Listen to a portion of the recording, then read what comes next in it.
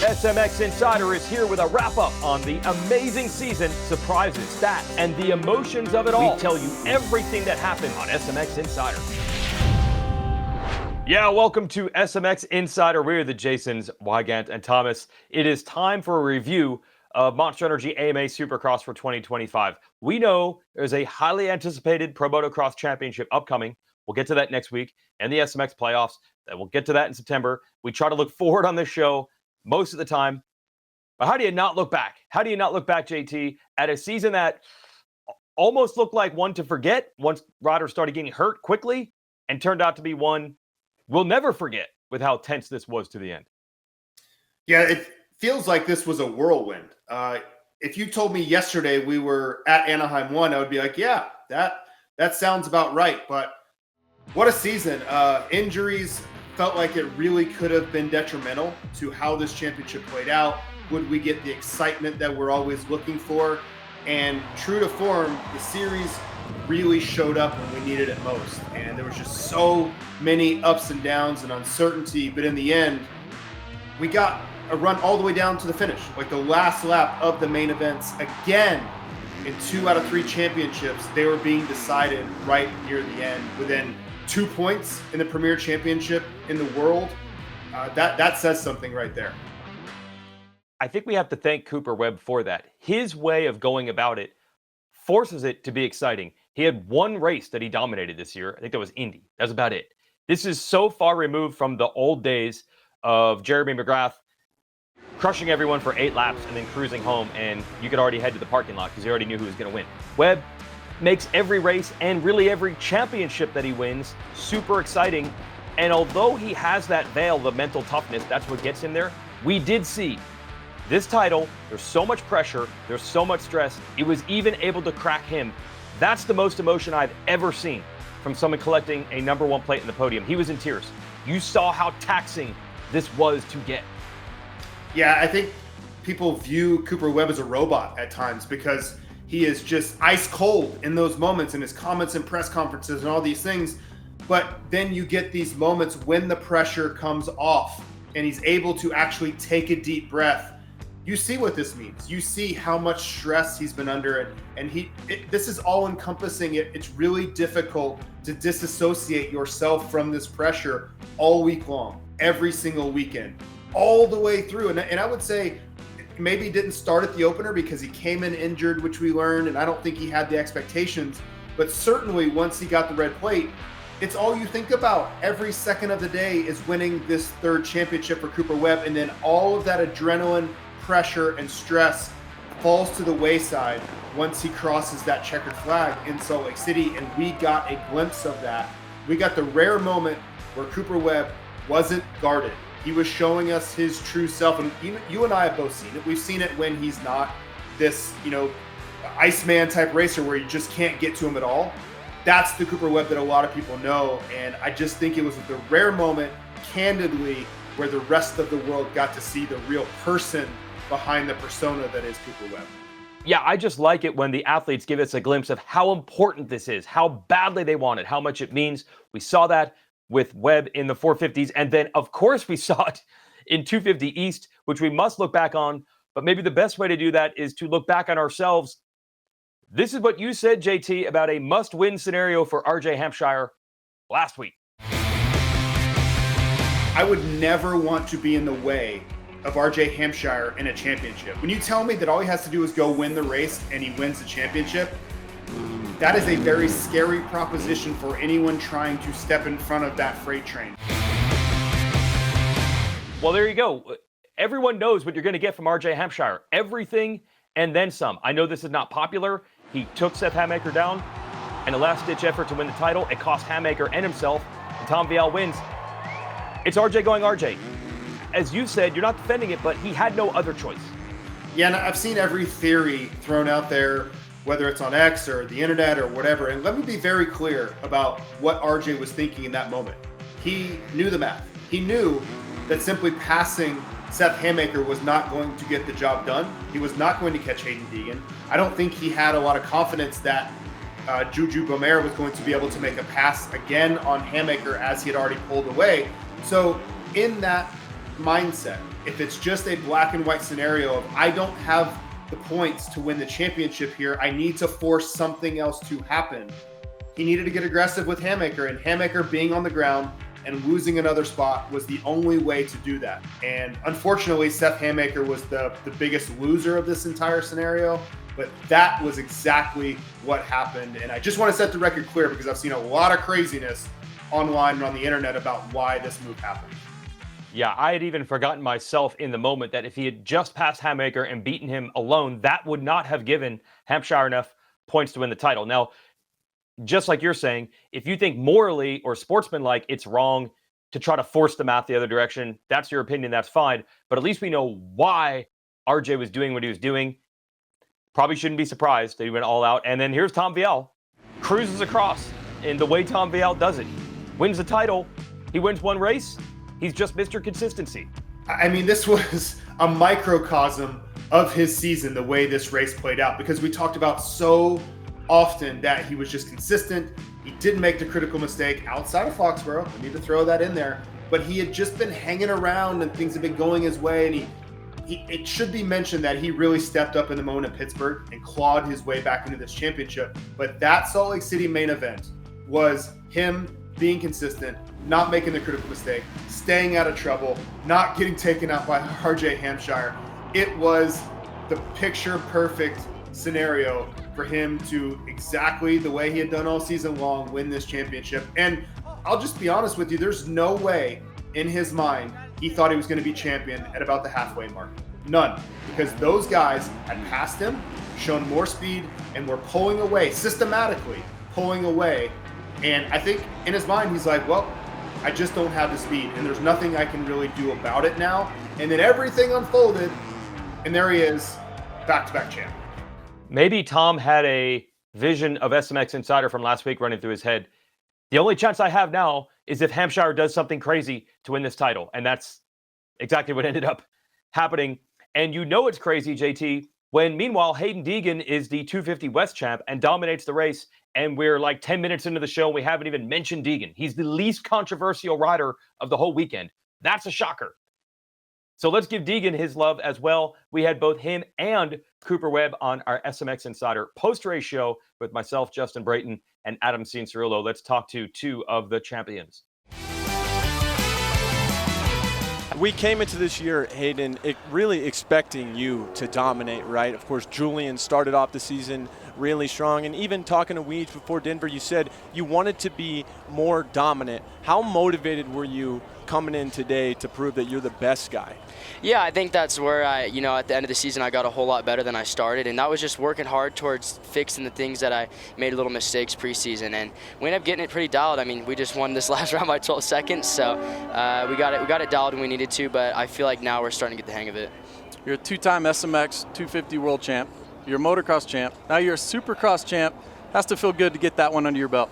Yeah, 100%. This one was it hurt me for a minute. Lost it 2 years in a row, second place. So I wanted this really bad this year, and I was going to do anything for it. So yeah, we got it, and now on the outdoors. And now this one's off the list. 450s next year, 2026. I know I'm gonna defend this Supercross title, and then yeah, maybe outdoors is a good plan. Yeah. And are you a guy when things aren't going great? Is it easy for you to doubt yourself? You don't seem like that type of guy. It seems like you're kind of pretty confident with yourself all the time. Is that correct? Yeah, 100%. I mean, I come to the starting line thinking I'm the fastest every time, but to be honest, I mean, it does get pretty depressing. It's still a sport. You're an athlete. You're human. Losing and knowing you can win, and then you go out there and lose, it does get depressing. It sucks, and that makes you just work harder, and I got to use that feel, and I'm still human, so I still feel human things. Thanks for the time, Hayden. And the Webb family is here to celebrate. That's the best toy you're gonna have. Yeah, hold that up. Hold it up. Hold it up. There we go. Tastes good. I'm sure it tastes good. I'm sure it feels good. We've been talking to your team and all the personnel. We saw the emotions up there. Even Bobby Regan with Star Racing standing right in front of us. I want to know the vision you had. This is the team that helped you as an amateur. You had to leave at one point. They didn't have a 450 program for you. Was this always in the back of your mind? If I could get back with these guys and get on their 450, I could get this third number one? 100%, man. They were a long time ago, once again, when I was a 17-year-old kid, they were the only team in this paddock that gave me the opportunity. So to repay them at this level with a 450 championship. Like you said, I was with KTM for so long, and just having a rebirth here at my team that is like a family to me, and to give them what I dreamed about for a long time, it just feels amazing. Bobby is like my grandpa, and it's just so special, man. This group is like family, and to be able to deliver them a championship and myself, and it's incredible, man. It really is.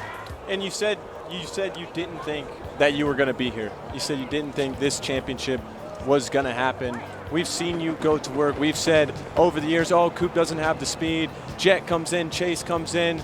You're still here with the #1 plate. How did you do that? Well, I think, AC, as a racer, it's just that doubt, right? You have some off years, and you just, the last 2 for me, I've gotten so close, and I've given it my all, and just I wasn't able to do it. So I think it's just that doubt that always kept me going, of like, you know what? I'm gonna just keep going, and you never know what can happen. And it's talked about all the time. I'm not Jet, I'm not Chase, I'm not Eli, but I like to say I'm Cooper freaking Webb, dude. And I feel like I can get it done. And it's just like you just question that if you're ever gonna be a champion. In 21, that was like the best feeling in the world, and I just wanted to give this team and my family and just myself another championship. And it wasn't likely, right? Coming in to the year, it wasn't like I was #1 on the list, right? And I used that as motivation to put myself there. Well, Coop, we're going to let you celebrate. Thanks for giving boys. us a little bit of extra time and really being a great champion in general. All the things you've done all year, soak that in. You never know, right? You never know. Thanks to this guy right here. I love it. I'm glad I could contribute, my friend. No, it's really, honestly, I take a lot of pride in watching you go out there and do your thing, and I knew from a very young age that you were going to be a special talent. So congratulations, man. I'm really happy for you. Thanks, guys. Congrats, I appreciate man. it. Awesome to see it. All right, thanks to those riders for giving us time straight off the podium. They wanted to immediately exhale and go hang out with their friends and family, but they gave us a few more minutes. Also, watch the post-race press conferences at SuperMotocross on the YouTube channel there. They really had insightful stuff to say. Congrats to all 3 champions. We are going to review the entire season here. We'll give you our biggest surprises of the year, both race results, athletes, and stats. And we'll even preview 2026 silly season, because even though Pro Motocross and the SMX playoffs are en route, the mind starts to wonder what Supercross could look like next year. We'll get into that and a lot more. 30-second board time. These are hot topics. This is a low note, unfortunately, though. Not so hot. All the riders lost with injury. I'm sure everybody remembers at the beginning of the year, Jorge Prado goes out almost instantly. Then both Lawrence brothers, then Eli Tomac. And as the year rolled on, also lost Jason Anderson, Justin Barcia. Just a terrible year. It's this weird thing, JT. Injuries tend to breed more injuries. It's one of those years. The last couple of years haven't been that bad. Yeah, it's part of the sport. I look back, I can think of years where I can remember 1998, we were down to 4 factory riders at the end of Pro Motocross. And they come in waves sometimes. You hate to see it, but we just know that there are risks involved with this sport that everybody assumes. And unfortunately, more years, some years take more of a toll than others. But thankfully, most of these guys are going to be back at Fox Raceway at the opener, and we're going to get a full field once again. Yeah, it's the blessing of having multiple championships in a year, and that none of these injuries were 12-month level injuries. And we'll talk about all that with Pro Motocross next weekend when we preview that. With all those riders out, now I did hint at the beginning of the year when we were talking to Clinton Fowler, I thought we could be set for maybe some dominance from Jet Lawrence this year, but if he goes out, things could turn crazy. This is a record. 19 different riders won races this year. We will sign up for that every year. It was unbelievable. Yeah, it's amazing. And this is my favorite part, because I love for our stats guy to be incorrect. A guy who deals in facts to be incorrect is my favorite section of the 30 board. But it was awesome. I mean, every time we thought that we weren't going to get another winner, we got one. And then, it was just that way. Tom Vial finally got in there towards the end. It was just that type of year where if you had any preconceived notions about how a weekend was going to go, you were likely to be proven wrong. Yeah, virtually no one in any of the classes could even get on a win streak. No one really got on a roll. There were surprise winners, and then even when someone looked like they were taking control, the next week they'd finish 4th or something like that. And that's 250 East, West, and 450. And that opened the door for some first-time winners. Obviously, Malcolm Stewart's victory in Tampa to the top of that list. That was a lifelong culmination, and to do it at his home race with his brother James in the booth, that was awesome.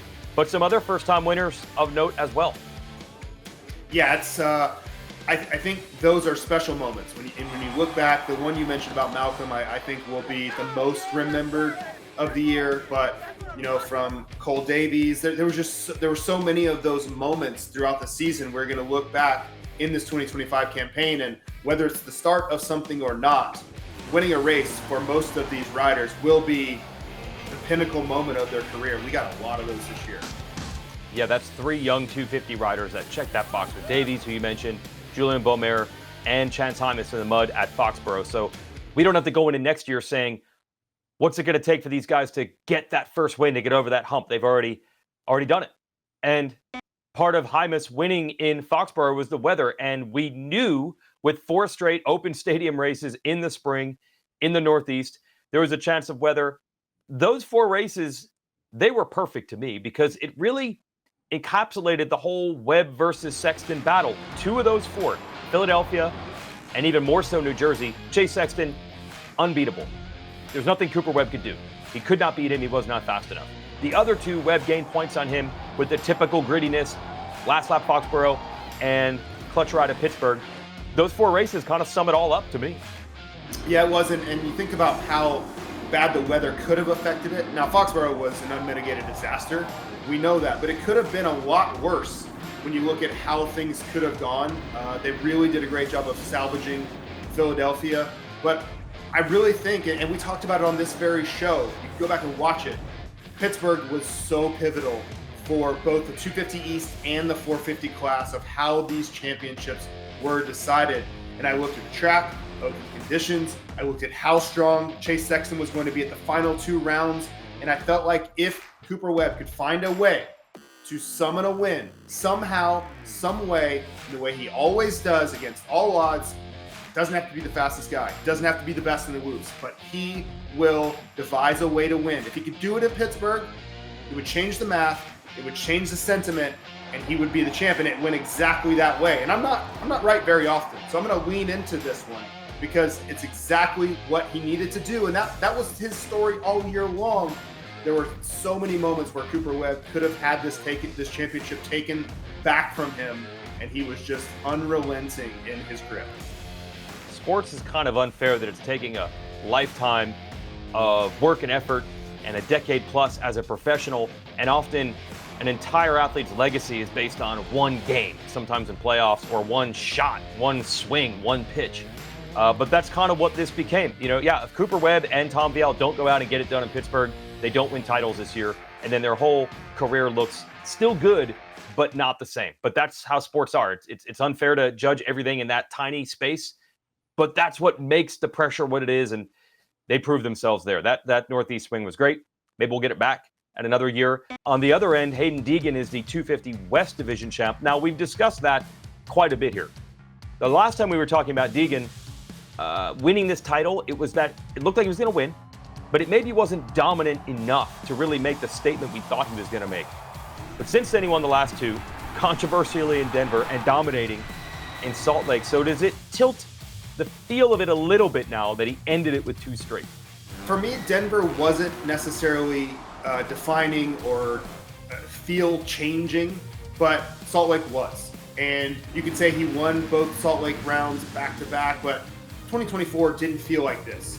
This was the performance that we expected to see commonly in 2025, and we didn't get it till the final round. So I guess better late than never for the dominant Hayden Deegan that we were expecting. But when everybody showed up, like, listen, this guy was the back-to-back SuperMotocross World Champion in 250 class. We expected him to show up this year and run away with this championship. If you're just looking at the stats, you could say, well, he won by 32 points. What more do you want? But it didn't feel that way.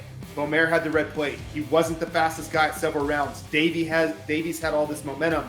But true to form, at the final round, I thought we got the best of Hayden Deegan, and he should get some credit for that.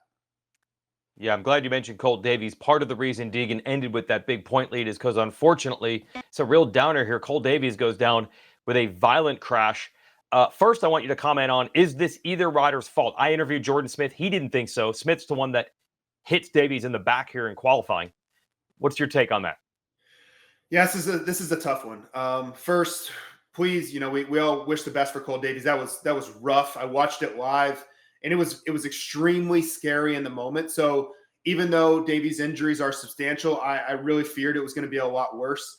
And rule one is you simply can't come to a standstill in the middle of the racetrack. When riders are coming, you have to be really mindful that other people are anticipating all the time. There's so much anticipating that goes on by other riders of what you're going to do, where you're going to be, and where you're not going to be in this case. So Jordan Smith is expecting him to not be there. Think about Days of Thunder, when you don't let off the gas because when you get there, he's not supposed to be there. That's kind of where Jordan Smith's head was, is he's not supposed to be rolling at 3 miles an hour in the middle of the track. Unfortunately, he was. Jordan Smith goes right into him. And if you want to say, well, Jordan needs to be a little bit more careful when he looks up and sees Davies, okay. And it's very rare in a racing dynamic where it's 100% blame on one rider or another. There's so much nuance to it. That's probably the scenario here. Unfortunately, it was a net loss for everybody. And now Cole Davies is going to be out for the foreseeable future. So let's hope we can get him back sooner than later. Yeah, arm injury and surgery. Not sure what the timeline is, although they did deliver. The mechanic picked up the AMA Rookie of the Year award at the stadium and then brought it to the hospital. Led to the Instagram post of poor Cole Davies in the hospital, but with a trophy. Now let's go to 250 East. We already talked about this off the top. One other thing I want to mention is we thought when we weighed these three contenders, Vial and Hampshire had been there, done it. They had won close championships before. Hamaker had not. Full marks to Hamaker. He did not crack under the pressure, and he had multiple opportunities to do so. He took 3 or 4 shots from other riders. He was losing ground on Vial early. He got him back. He didn't win, but he was sure impressive under pressure. He was. I think it was just such a topsy-turvy series overall. And I really feel like Seth Hamaker was the best rider amongst all of them. And you have that and $5, maybe you can get a cup of coffee. It's not going to really help him. But this is the way, man, if you could dial up this type of 3-way championship all the way until a couple laps to go, even the last lap, Hamaker was trying to get the out back. You take that every single time. And maybe Seth would not be able to handle the emotion of that every single year. But this was a tremendous championship, and controversial and drama, and down to the last lap, multiple winners. Like, what more could you want out of a 250 divisional championship than what we got in 2025? I can give you something that you want. This year we have a French race call. So let's get one of the most dramatic moments for a French racer in Supercross history with the announcers in French. This is our buddies Maxime Martin and David Villemin with the call of Vial taking the point lead. Il est obligé de faire ça, Macker, parce que derrière, il y a Hampshire qui revient. Donc, il est obligé d'aller à l'attaque et aller chercher Baumer. Et Baumer a tué sa course. Et c'est Hampshire qui prend la tête. Les deux tombent. Qui va saisir une occasion de folie. Il avait 6 secondes de retard. Il repart devant. C'est incroyable ce qui est en train de se passer. Incroyable. Et derrière, celui qui va aller chercher un deuxième titre de champion des États-Unis de Supercross Division Est. Il est français, c'est Dom Vial. Bravo. Incroyable. Incroyable, c'est le mot. How fortunate is that to have that this year, and then for Tom to do that this year? That was awesome. Yeah, they probably Maxime probably woke up half of France with that call, but think about for them, Vial is one of the only French riders here. Dylan Ferrandis, there are a few others that come around, but that's a big deal. Anthony Bourdon should be mentioned, but to back-to-back championships, that's a huge thing. The first year of the French broadcast, we're going to get Jorge Prado for the Spanish broadcast is coming from Motocross Championship, but I just thought for the rest of the world, the international viewers that are all watching, that was a pretty special moment to see a rider come to America and find success in the way of back-to-back championships too. Absolutely. No doubt about it. Now, let's give Cooper Webb a little more love here. We talked about how he won this title and how impressive that was earlier. But let's reflect on this. This is the third title for him. And as we mentioned quite a bit in the broadcast and in this show the last couple of weeks, that's a very rare group. There's only 7 people now, and he's one of them, that have won 3 or more of these titles. Now, I don't like the Mount Rushmore thing too much. It's really hard to measure that. And let's be honest, compared to those other 6, he doesn't have nearly the pro motocross success that those 6 have. So it's really hard to figure out his place. But here's what I do think will happen, JT. 5 years from now, 10 years from now, there'll be another close championship fight, and some rider will not get the job done. He will not be aggressive enough. He'll choke for something. And you will see fans say, that guy needs to have some Cooper Webb in him. He will become, I think, the gold standard for clutch and pressure and things like that. That's a pretty good legacy. Yeah, nothing triggers people more than this conversation when you talk about all-timers and who was better than who should be on Mount Rushmore. Listen, don't at me in my comments. Don't call me names on X. Like, we're just trying to talk about where does Cooper Webb fit into this overarching picture of all-time greats. He is in the picture, no question about it. But what I will say, I'm going to always remember Cooper Webb as the great strategist. If you think about how do you manufacture championships? How do you, even if you don't have the best whoop speed, you don't have the fastest lap times, he doesn't typically qualify that well. He doesn't have blinding speed that's going to be like, oh my gosh, did you see how fast Cooper Webb was going? That's rarely ever said. But when you think about how crafty he is, how he thinks through these championships, he exploits other people's weaknesses. Mentally, he will go at people. He'll yell at them on the starting line. He'll make comments. He'll rock babies after he wins races, trying to get into the heads of other riders. I don't know that we've ever seen someone who approaches championships in the way that Cooper Webb does. And when it's all said and done, that is what's going to stick with me. He's the true thinking man's racer. And I think he has had the best strategy over the course of a race, over the course of a championship, of any racer that has ever lived. I will go that far there. Not the speed, not the flash, not the, he's not going to be like the Stu where nobody's ever gone that fast before. That's never going to be Cooper Webb. But mentally, I have him at the top. At the beginning of the year, we lose, as we mentioned, a lot of talent. I think there started to be this narrative. He was asked about it every week in the press conference, Cooper Webb. People doubt you. People don't put you on the list of title contenders. He even started to brush back against that himself and said, I know Chase Sexton's good. I know Jet Lawrence is good. I know Eli Tomac is good. Sometimes I'm not as fast as them. To me, Cooper Webb winning this title, no matter who is there, is not a surprise. I feel like that's overstated. The people in the industry have huge respect for Cooper Webb and what he's capable of, no matter what the field is. That is not a surprise. It was a year of surprises in other ways. So I'm going to go to you here. I don't think it's Cooper Webb winning the title. What are your biggest surprises of 2025? Yeah, this is tough. I think watching Jet Lawrence ride off the track with a torn ACL in Glendale, that was a huge shock, I think, to everyone. I think the upstart guys, Cole Davies, that came out of nowhere. I've mentioned it before. I've gone back and done my homework and tried to say, where did we miss this? Like, how did this kid get so good in a year? And I can honestly tell you with a clear conscience that we didn't miss it. He was not this person in May of 2024. He simply was not. So I'm going to go there. I think Davies is my biggest surprise. For him to take the step he did from Salt Lake 2024 to January of 2025, and the rider I saw on the racetrack in qualifying sessions in Anaheim, I could not identify him. If you told me that it was a different person with Cole Davies gear on, I would have said, yep, you're absolutely right, because that is not that same guy. And now we have a superstar on our hands, and he'll be back. A broken arm's not going to keep this kid down. That is my surprise of 2025. Yeah, I'm with you. I think if I had to pick the rider that surprised the most, Hamaker, that was a big step for him. But yes, Davies was literally not even a prospect. I think at one point he was going to race SMX next. He wasn't even going to race pro this year. And then he became maybe the best 250 Supercross rider at times.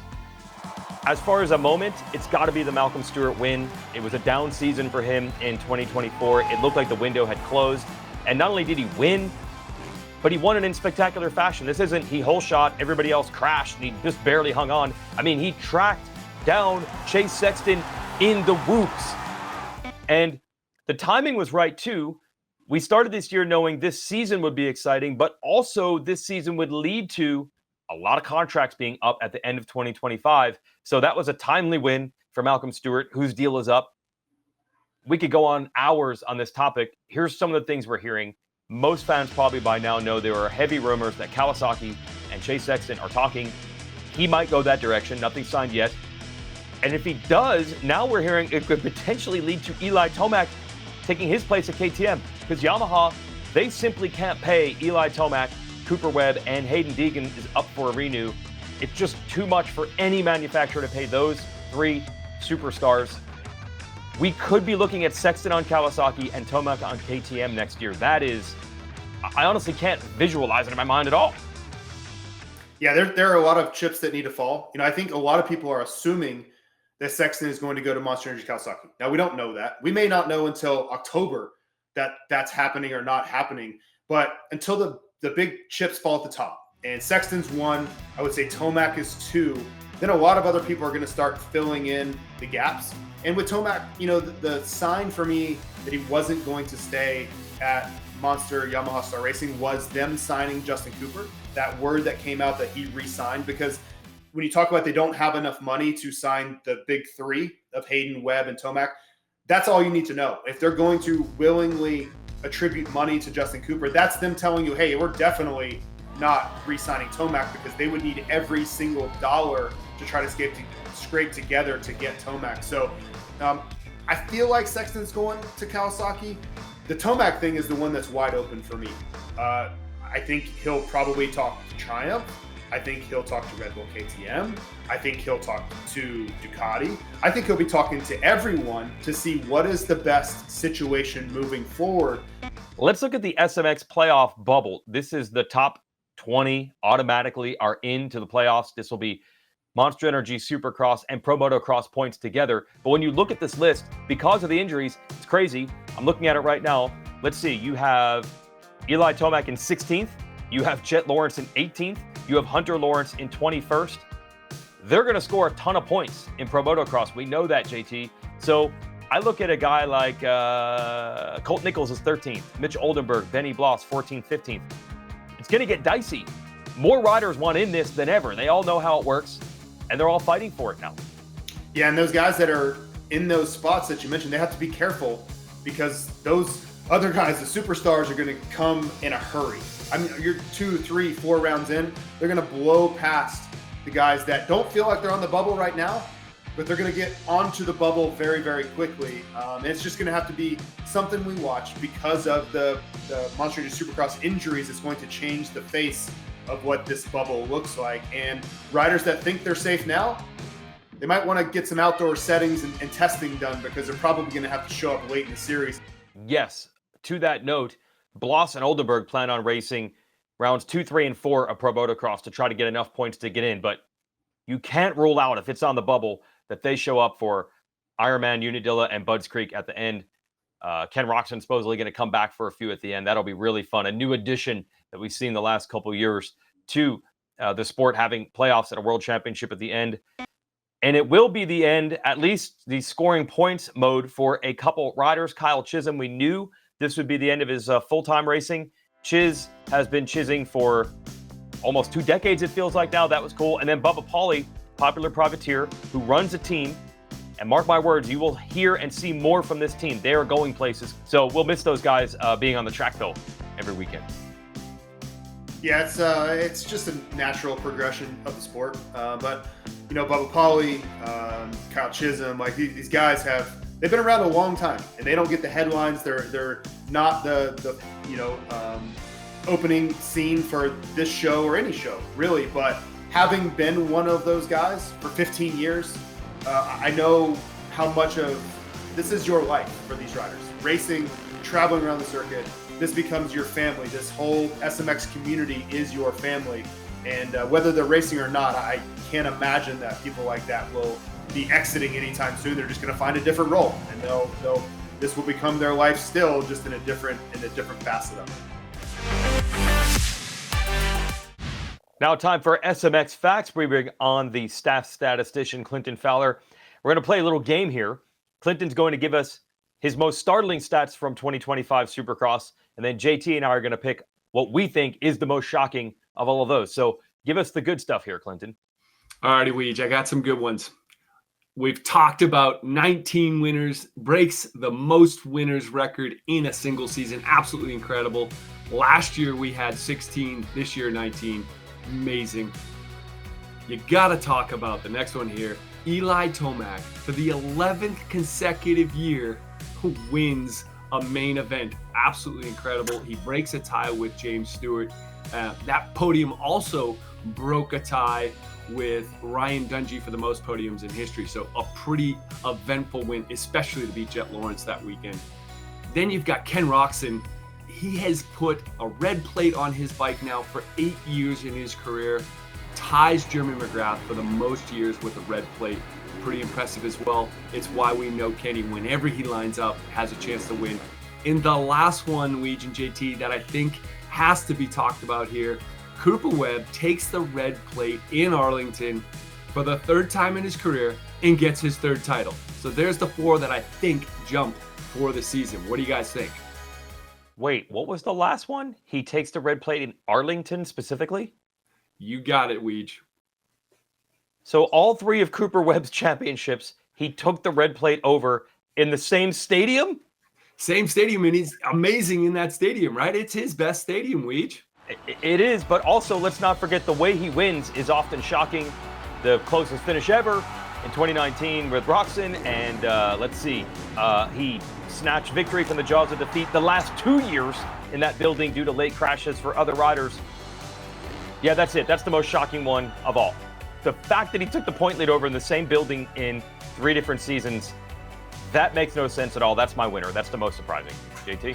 Well, this is like asking a parent which child you love the most. This is impossible to answer, but I think my favorite is the 19 winners, and mostly because of Clinton's take at the beginning of every season, where he says there's going to be like 3.5 winners across all the classes for the whole season. So to have 19 winners is amazing, and we kept watching the number grow, and we're like, I think we're at the top. This feels peaky, like it's a big number, and we just keep adding, So yeah, that's my favorite. The 19 winners that's an astonishing accomplishment for the series and the parity that we spoke about all year long as well. And because it just allows you to say that Clinton was wrong a lot. That's putting it over the top.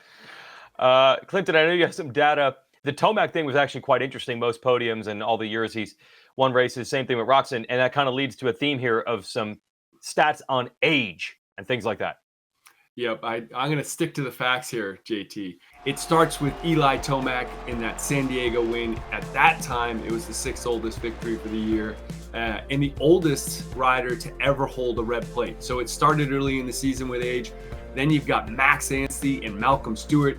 They both go out and win in Tampa, both impressive wins.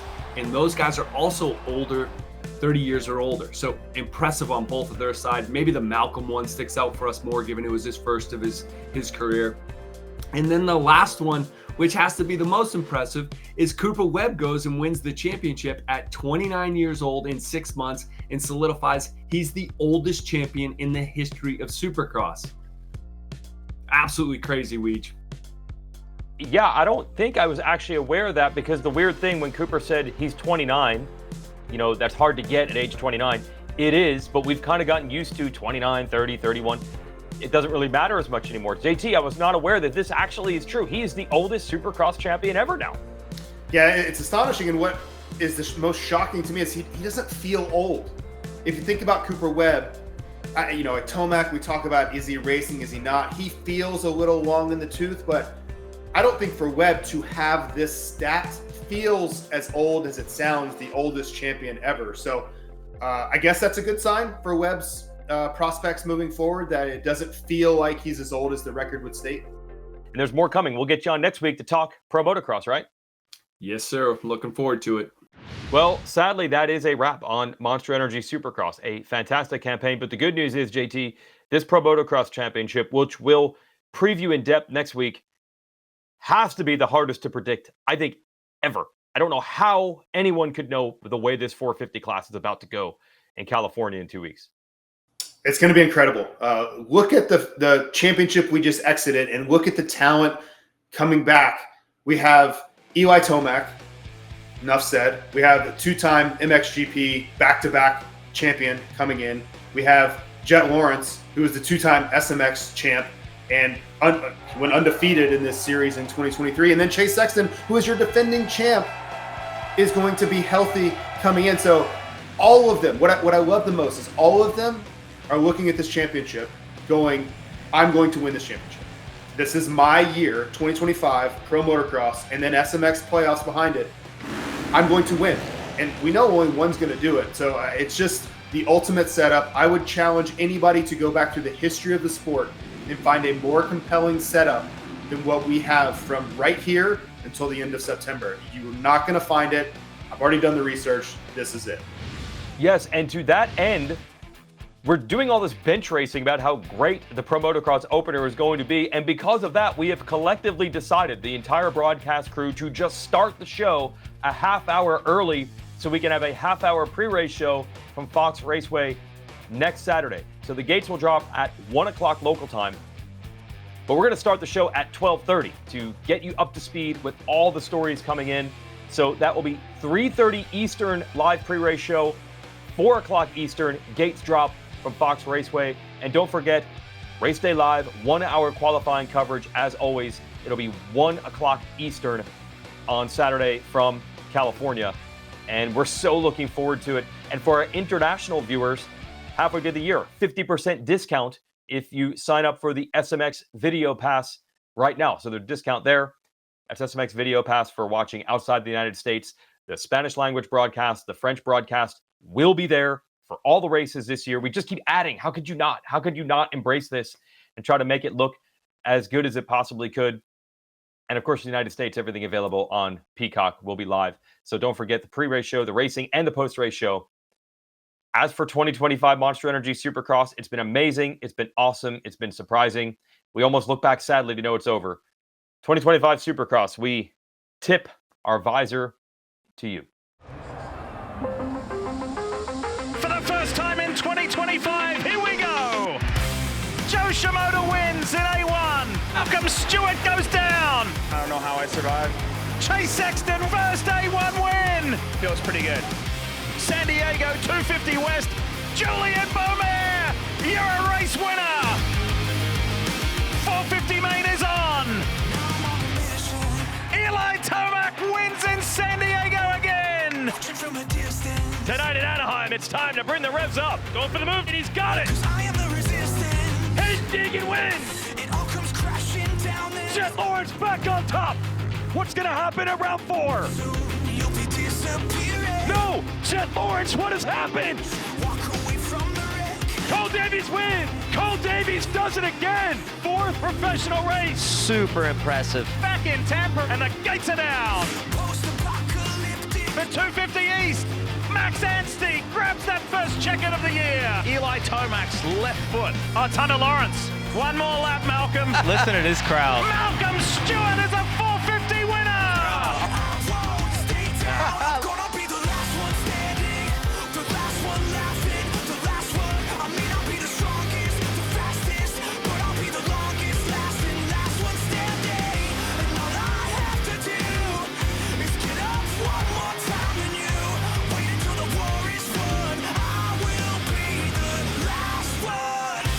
Kitchen wins Detroit. Oh, Sexton stuck in the gate. Cooper Webb his first win of 2025. Sexton last to 3rd to hold on to a piece of the point lead. Holding on to their last hope as the enemy approaches. Triple Crown begins here in Arlington. This could be my last chance now. I'm living in the moment. Deegan, big comeback, winning race 1.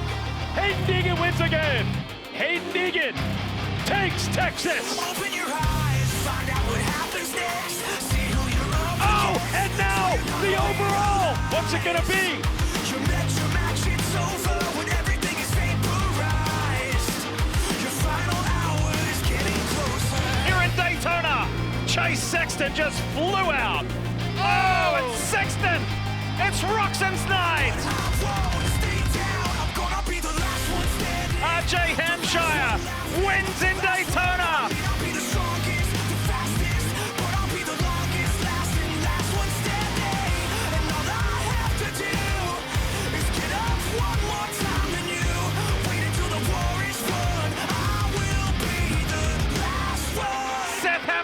Look at that. Indianapolis is going to be your new favorite place.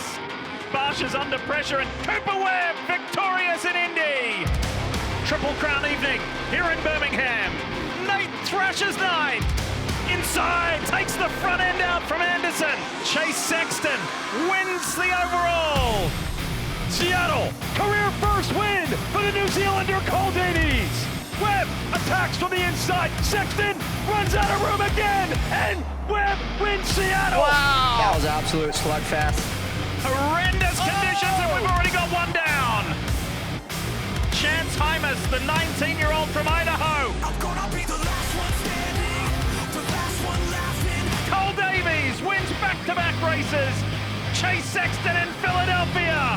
Last one standing, and all I have to do is get up one more time than you. Wait until the war is won. I will be the last one. Here in Pittsburgh, Tom Field gets that elusive victory. Cooper Webb in Pittsburgh. 12 the difference between Webb and Sexton. Deegan slams Cole Davies off the track. To the roar of the crowd, Chase Sexton wins in Denver. Tom Field, 250 East Division title.